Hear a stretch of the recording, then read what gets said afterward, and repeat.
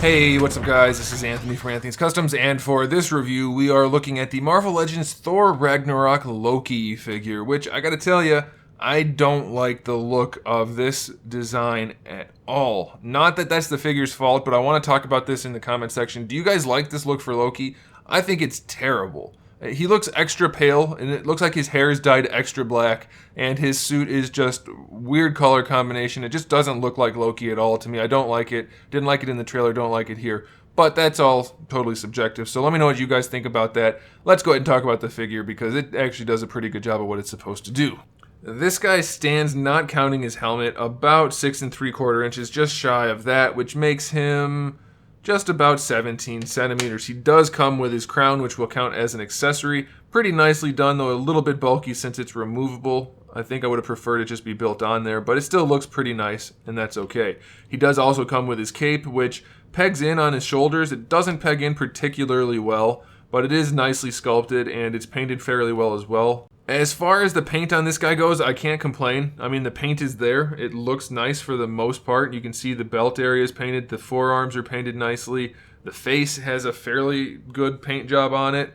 I feel like the paint job on the face isn't doing the sculpt justice, but it's hard to say. But his eyes look exceedingly narrow. And then they added that weird shading around his eyes too, so it looks just a little odd. The hair is a separate piece, so that's obviously painted cleanly because it's not painted. And then we do have some nice paint job going on throughout the legs, different shades of blue, and even some metallic blue down here for the boots.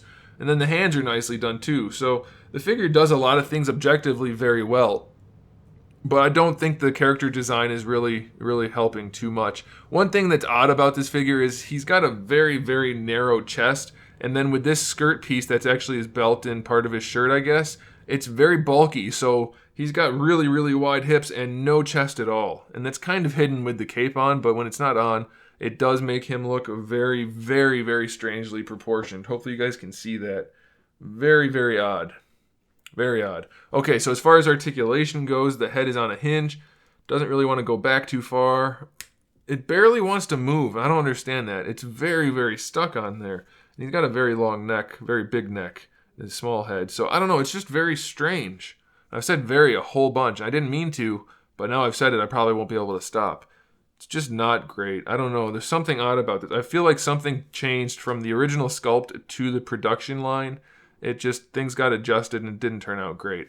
Shoulder pads are connected to the shoulders this time, so no bicep swivel with the shoulder pad like Thor, but you do get really good range out of the shoulders for the most part. It'll do. They go almost out to the side. You can probably tuck them in if you try. Yeah, no problem at all. So that's good. I like that a whole bunch. Full rotation, bicep swivel again is fine. Double jointed elbows, fine. Wrist swivel and hinge, fine. No problems there. Ab crunch.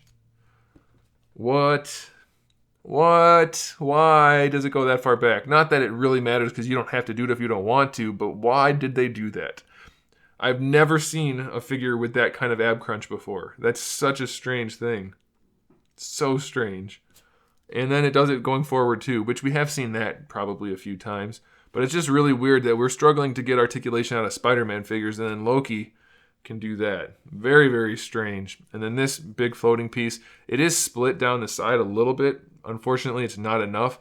And when you pose him, you end up with this going up like that, and he looks very weird, because the legs just really don't get any range out of it. So there you go. It's going to look very strange when you pose this guy. But technically the legs do have decent range going forward. Not so far out to the side, but probably enough. Thigh swivels work just fine. Double jointed knees work just fine. And then the ankles have a really huge hinge in there. The disc is massive. So you get really good range going forward. Really good range going back. And you have your ankle rocker, which is pretty crooked, but it'll do. So, I don't know. Something's off about this figure pretty much in every aspect. I guess if you take the arms on their own, they're pretty good. The head sculpt is good. I think the paint's a little weird, but the torso is very strange, and this doesn't help. So, take that cape, try to keep those pegs in there, and hopefully that hides some of the issues. But it's just not great. I don't know. I just think this isn't a great look for Loki, and the figure probably doesn't think so either. It's not great. The crown thingy just very bulky, doesn't fit on his head very well. I mean, it fits, but I don't know. Overall, the figure's not terrible, but it's not very good. So I wouldn't buy it unless I was a huge Loki fan or collecting the whole line. So there's my 2 cents, guys. Thanks for watching. I'm sure a lot of people are going to be mad now, but oh well, the figure's not good, and that's just the way it is.